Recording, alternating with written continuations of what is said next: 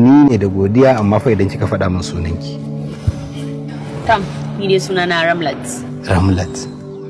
Kai, zillaziya kenan. Wannan sunana yake akwai daɗin ambato da daɗin sauraro. Ina ganin fa duk ƙauyen mu babu yarinya mai irin wannan suna. Ko?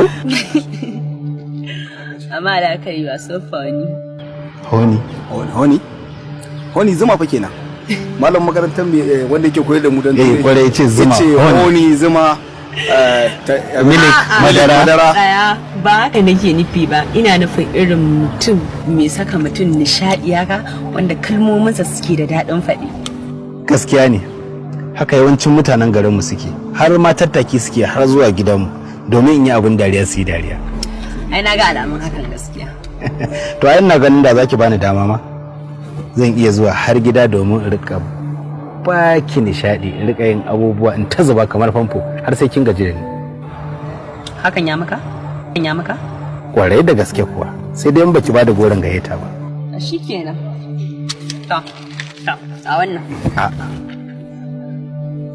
A'a, ba zan karɓi kuɗin ki ba.